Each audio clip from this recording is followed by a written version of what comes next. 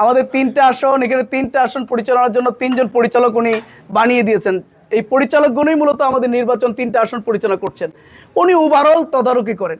ওনার একটা ব্যক্তিগত কাজে উনি ঢাকা যেতেই পারেন, ওনার ব্যবসায়িক কাজে উনি ঢাকা যাবেন, উনি টাকা আনবেন নিবেন, এটা তো একবারে খুবই স্বাভাবিক প্রক্রিয়া। আমার কথা হলো এই স্বাভাবিক প্রক্রিয়াটাকে অস্বাভাবিক প্রক্রিয়া নিয়ে যাওয়ার পিছনে একটা ষড়যন্ত্র এবং দুরভিসন্ধি আমরা গন্ধ পাচ্ছি নির্বাচনে একদিন আগে। অথচ দেখেন 22 কোটি টাকা বিএনপির একজন এই ঠাকুরগাঁওর বড় নেতার বিরুদ্ধে অভিযোগ আসলো, 22 কোটি টাকা তিনি মওকুফ করে নিয়েছেন। এটা নিয়ে কোনো মাথা ব্যথা নেই। ব্যাংক বন্ধ, ব্যাংকগুলো থেকে কেউ টাকা তুলতে পারছে না। স্বাভাবিক কারণে উনি ওনার ব্যবসায়িক কাজে যদি ওনার টাকা প্রয়োজন হয় তো উনি কিভাবে টাকা নিয়ে আসবেন? না না, উনি তো আজকে উনি শিক্ষকতাও করেন, উনি একজন শিক্ষক, পাশাপাশি ওনার বাসায় আমি যতটুকু ওনার ফ্যামিলির সাথে কথা বলেছি, ওনার বাসায় একটা গার্মেন্টস আছে।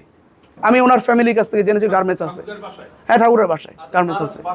আর আপনি যেটুকু বলছেন সেটা হচ্ছে তার বাসায় কতগুলো মেশিন আছে বা এটা তো আমার জানার কথা না ভাই, এটা তো হলো না না, আমি বলতেছি যে ওনার বাসায় কতগুলো মেশিন আছে, কতগুলো কাপড় আছে, কত টাকার ওনার লেন, এটা তো আমার জানার কথা না। আমি ওনার ফ্যামিলিকে জিজ্ঞেস করেছি যে কেন গিয়েছিলেন এবং ওনার কি অবস্থা। তখন ফ্যামিলি আমাকে জানিয়েছেন যে উনি ব্যক্তিগত এবং ব্যবসায়িক কাজে উনি ঢাকায় গিয়েছেন এবং এসেছেন। এইটুকু আমার ওনার জিজ্ঞেস করেছি আপনাদের কি মানে উনি যে বললেন যে ওখানে ব্যবসায়িক টাকা, তখন ওনারা বললেন হ্যাঁ আমাদের একটা ব্যবসা আছে। আর সবচেয়ে বড় কথা হলো এটা যদি অবৈধ হতো উনি তো বিতরণ করতে গিয়ে কোথাও ধরা পড়েনি, ওনার ব্যক্তিগত টাকা আনতে গিয়ে। আর সবচেয়ে বড় কথা হলো ঢাকা এয়ারপোর্ট যেখানে চেকিং হয়েছে, সেখানে নানাভাবে চেক ওটা, ঢাকা এয়ারপোর্ট তো অনেক রেস্ট্রিক্টেড এরিয়া, তাই না? ওখানে তো একজন মানুষকে নর্মালি ছেড়ে দেওয়ার কথা না। নিঃসন্দেহে ওখানে চেকিং হয়েছে।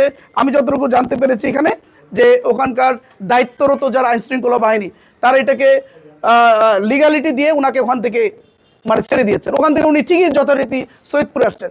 সৈয়দপুরে এসে তাকে হয়রানি করাটা একেবারেই দুরভিসন্ধিমূলক এবং এটা আমি মনে করি এটার মধ্যে কোনো ষড়যন্ত্রের গন্ধ আছে।